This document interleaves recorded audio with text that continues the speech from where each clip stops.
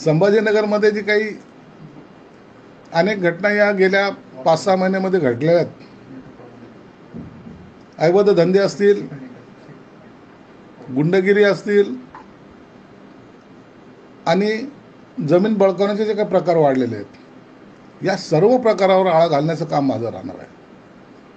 आणि म्हणून हे शहर प्रगतीपथावर जात आहे. या शहरामध्ये अनेक इन्व्हेस्टमेंट होत आहेत.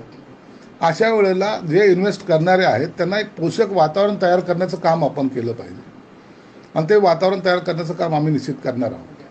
जमीन बळकावण्याच्या प्रकरणात तुमच्या पक्षाचे जर असले तरी त्यांच्यावर तेवढीच कारवाई कठोरतेने कोणत्याही पक्षाचा असेल, कोणत्याही जाती धर्माचा असेल, त्याच्यावर कारवाई ही केली जाईल.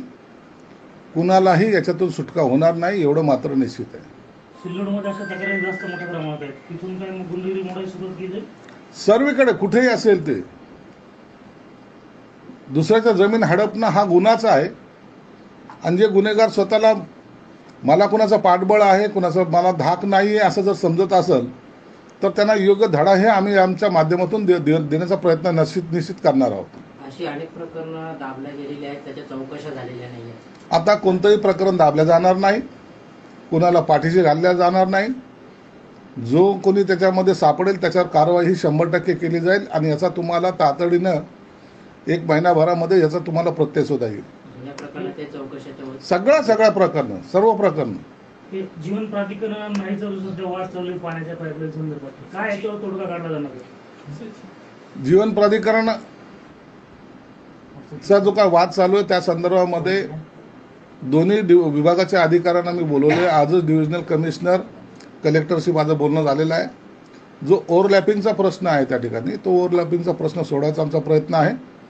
जवळपास 3-1 मीटरचा तो प्रश्न आहे आणि त्याच्यामुळं एक अलाइनमेंट चेंज करायची का काय, त्याचा सुद्धा आम्ही आता प्रयत्न करतोय. मुंबईत राज ठाकरे आणि उद्धव ठाकरे दोन्ही भूमिका लग्नात घेतलेल्या, पुन्हा चर्चा सुरू झाली. लग्नात भेटले म्हणून राजकारण वातावरण तापायचं काही कारण नाही आहे. जर तसं करायचं असतं तर त्यांनी विधानसभेच्या वेळेला केलं असतं.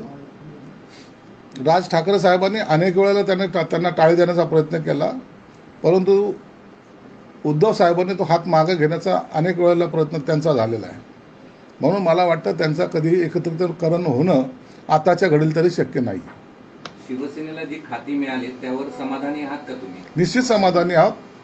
आम्हाला जी खाते मिळेल त्यात आम्ही निश्चित चांगलं काम करून दाखवणार आहोत आणि जेवढं जास्त काम करता येईल, कारण की मुख्यमंत्री देवेंद्र फडणवीस असतील, शिंदे साहेब असतील, या सर्व कामाचा आढावा दर 3 महिन्याला घेणार आहेत. म्हणून काम करणं हे गरजेचं आहे.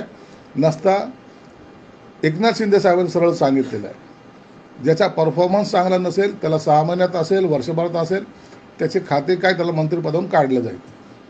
तुम्ही पालकमंत्री होण्याचा दावा करताय, पण डीपीसीच्या सर्व निधींचं शेवटच्या टप्प्यामध्ये अब्दुल सत्तारांनी नियोजन करून टाकलं होतं, त्याचं पुन्हा फेरनियोजन केलं जाईल. आता त्याचं फेरनियोजन केले जाईल. चुकीच्या ठिकाणी कोणताही निधी वापरला जाणार नाही.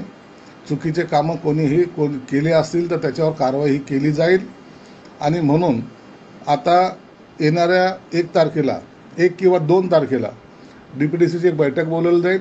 त्यामध्ये या सर्व गोष्टीचा अहवाल ह्या कलेक्टरला आताच मी सांगितलेलं आहे की तुम्ही मला तो अहवाल त्या टायमाला मला तयार पाहिजे आणि त्या अहवालानुसार सर्वांना कारवाई सुद्धा केली जाईल.